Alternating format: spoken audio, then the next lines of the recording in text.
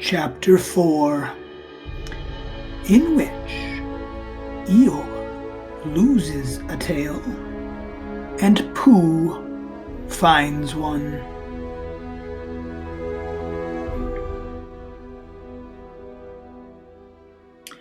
The old grey donkey, Eeyore, stood by himself in a thistly corner of the forest, his front feet well apart, his head on one side, and thought about things. Sometimes he thought sadly to himself, "Why?" And sometimes he thought, "Wherefore?" And sometimes he thought, "Inasmuch as what?" And sometimes he didn't quite know what he was thinking about. So when Winnie-the-Pooh came stumping along, Eeyore was very glad to be able to stop thinking for a little in order to say, "How do you do?" in a gloomy manner to him. "And how are you?" said Winnie-the-Pooh. Eeyore shook his head from side to side. "Not very how," he said. "I don't seem to have felt at all how for a long time." "Oh, dear, dear," said Pooh. "I'm sorry about that. Let's have a look at you." So Eeyore stood there, gazing sadly at the ground, and Winnie-the-Pooh walked all round him once. "Why, what's happened to your tail?" he said in surprise. "What has happened to it?" said Eeyore. "It isn't there." "Are you sure?" "Well, either a tail is there, or it isn't there. You can't make a mistake about it. And yours isn't there." "Then what is?" "Nothing." "Let's have a look," said Eeyore. And he turned slowly round to the place where his tail had been a little while ago, and then, finding that he couldn't catch it up, he turned round the other way until he came back to where he was at first. And then he put his head down and looked between his front legs, and at last said, with a long, sad sigh, "I believe you're right." "Oh, of course I'm right," said Pooh. "That accounts for a good deal," said Eeyore gloomily. "It explains everything. No wonder." "Oh, you must have left it somewhere," said Winnie-the-Pooh. "Somebody must have taken it," said Eeyore. "How like them," he added, after a long silence. Pooh felt that he ought to say something helpful about it, but didn't quite know what. So he decided to do something helpful instead.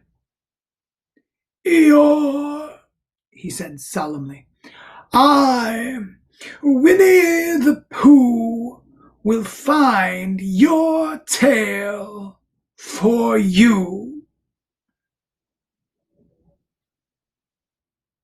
"Thank you, Pooh," answered Eeyore. "You're a real friend," said he. "Not like some," he said. So Winnie-the-Pooh went off to find Eeyore's tail. It was a fine spring morning in the forest as he started out. Little soft clouds played happily in a blue sky, skipping from time to time in front of the sun as if they had come to put it out, and then sliding away suddenly so that the next might have his turn. Through them and between them the sun shone bravely, and the copse, which had worn its furs all the year round, seemed old and dowdy now beside the new green lace which the beeches had put on so prettily. Through copse and spinney marched Bear, down open slopes of gorse and heather, over rocky beds of streams, up steep banks of sandstone, into the heather again. And so at last, tired and hungry, to the 100-acre wood. For it was in the 100-acre wood that Owl lived. And if anyone knows anything about anything, said Bear to himself, it's Owl who knows something about something, he said. Or my name's not Winnie-the-Pooh, he said. Which it is, he added. So there you are. Owl lived at the Chestnuts, an old-world residence of great charm, which was grander than anybody else's, or seemed so to Bear, because it had both a knocker and a bell pull. Underneath the knocker, there was a notice which said, "Please ring if an answer is required." Underneath the bell pull, there was a notice which said, "Please knock if an answer is not required." These notices had been written by Christopher Robin, who was the only one in the forest who could spell. For Owl, wise though he was in many ways, able to read and write, and spell his own name, W-O-L.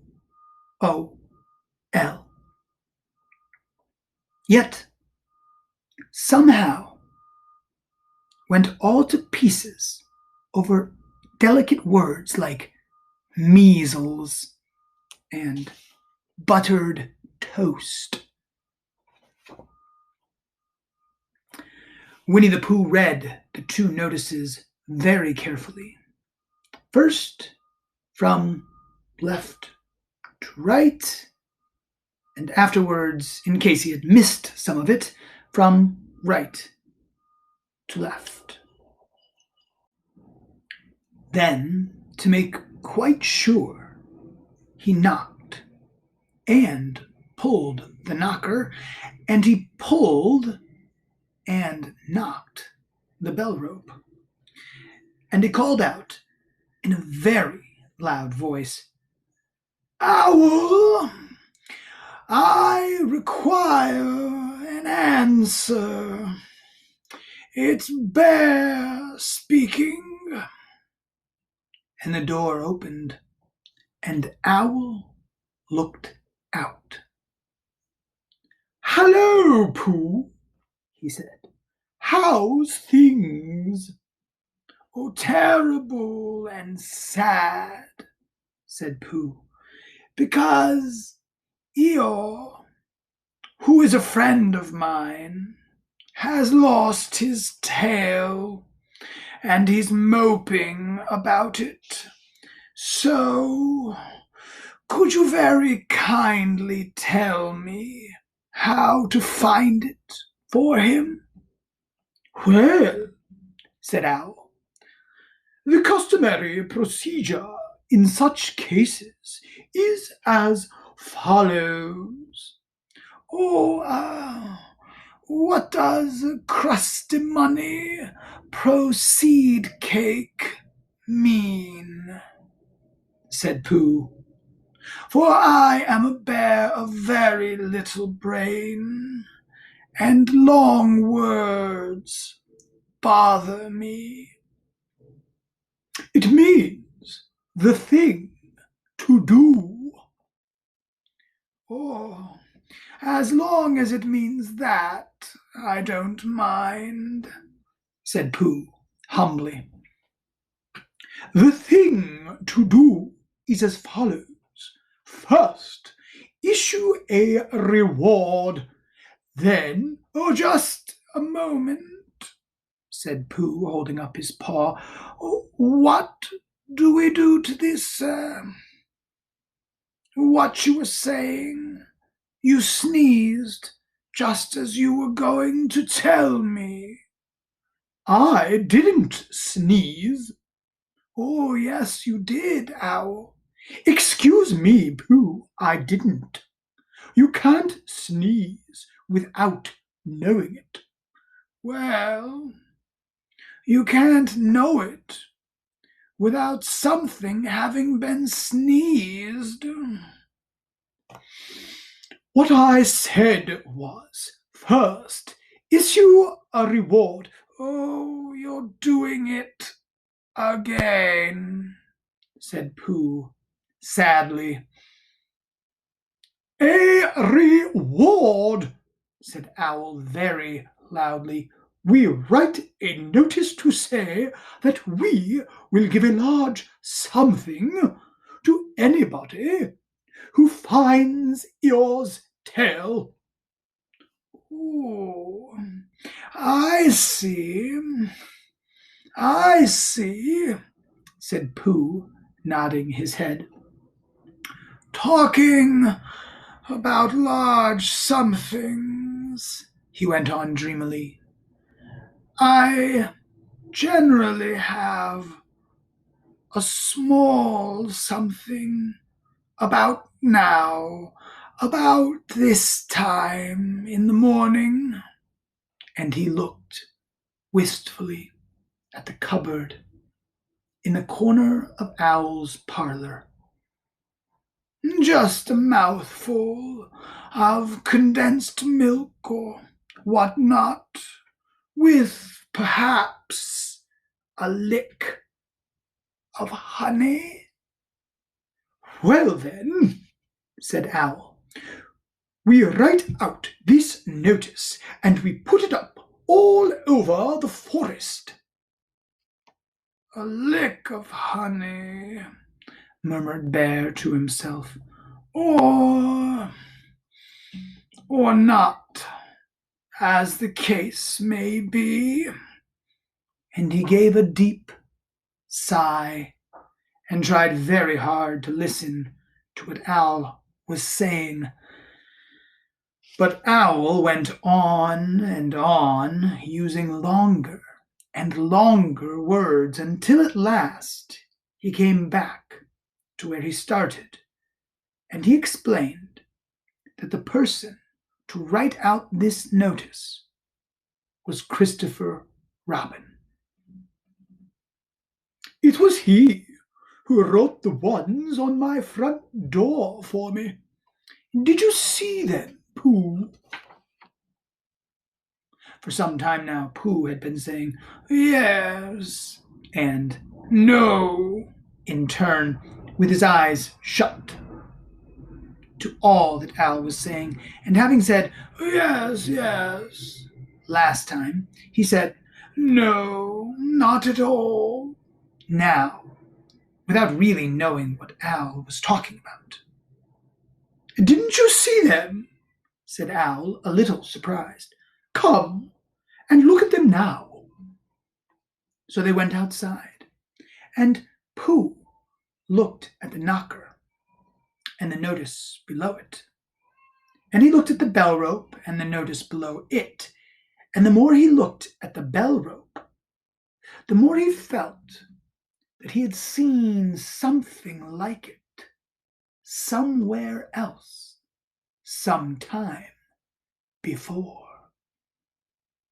"A handsome bell rope, isn't it?" said Owl. Pooh nodded. "It reminds me of something," he said, "but I can't think what. Where did you get it?" "Oh, I just came across it in the forest. It was hanging over a bush, and I thought at first somebody lived there, so I rang it, and nothing happened. And then I rang it again, very loudly, and it came off in my hand. And as nobody seemed to want it, I took it home, and wow," said Pooh solemnly, "you made a mistake. Somebody did want it." "Who?" "Eeyore, my dear friend Eeyore. He was fond of it." "Fond of it?" "Attached to it," said Winnie-the-Pooh sadly. So with these words he unhooked it and carried it back to Eeyore. And when Christopher Robin had nailed it in on its right place again, Eeyore frisked about the forest, waving his tail so happily that Winnie-the-Pooh came over all funny and had to hurry home for a little snack of something to sustain him. And wiping his mouth half an hour afterwards, he sang to himself proudly, "Who found the tail?" "I," said Pooh, "at 1:45. Only it was 11:15, really. I found the tail." The end of chapter 4.